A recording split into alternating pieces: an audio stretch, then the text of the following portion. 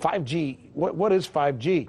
So I looked at Wikipedia, and here's what I found out that Wikipedia says. 5G, according to Wikipedia, is the latest generation of cellular communications targeting high data rates, reduced latency, energy savings, cost reductions, higher system capacity, and massive connectivity. There you go.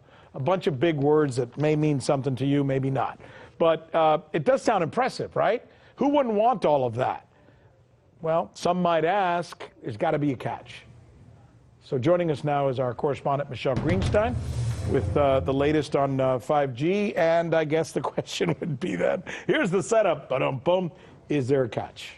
There is, just a small one. It might kill you. Good to know. So you'll find. How so?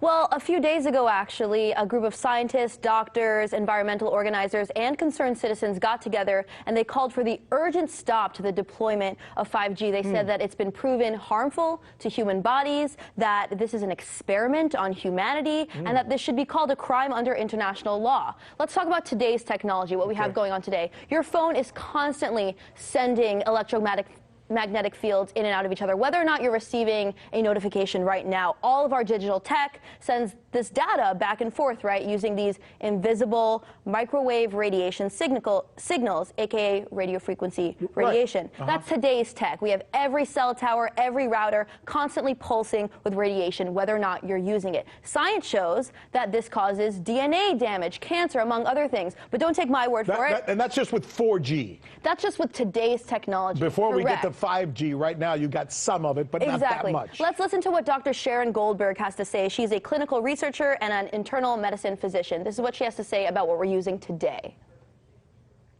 Wireless radiation has biological effects, period. This is no longer a subject for debate when you look at PubMed and the peer-reviewed literature. These effects are seen in all life forms: plants, animals, insects, microbes. In humans, we have clear evidence of cancer now. There is no question.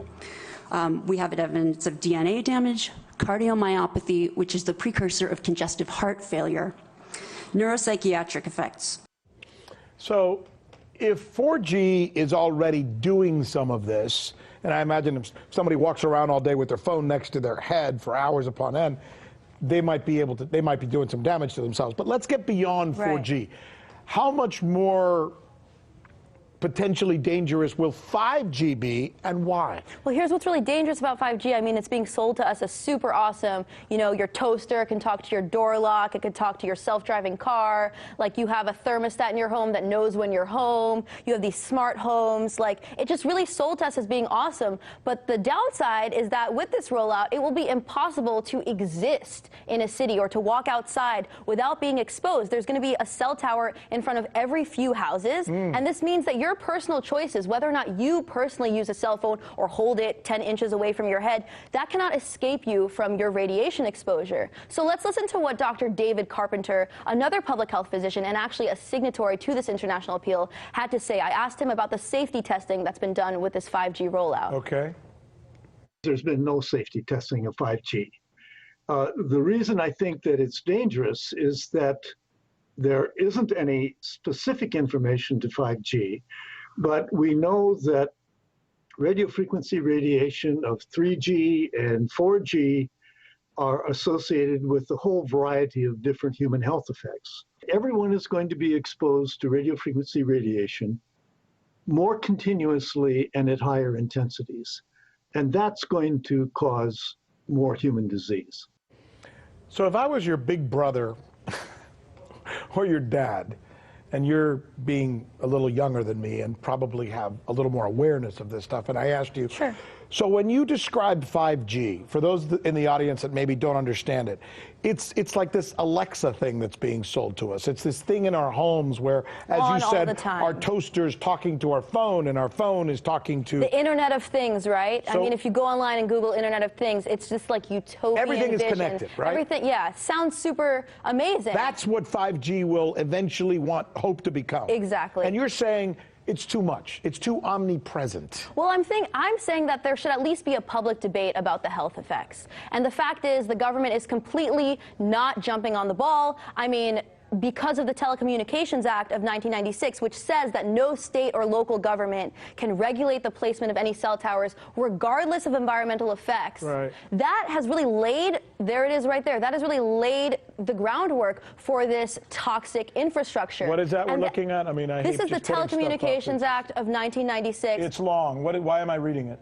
This basically says that regardless of health effects, you cannot stop the deployment of 5G infrastructure. And the FCC, you know, which has no health expertise itself, is completely captured by the wireless industry. It's the same playbook that big oil used with climate change or big tobacco with cigarettes. You know, they're really deceiving the public and selling this to us as something that doesn't have a lot of risks. But you know who hasn't been fooled?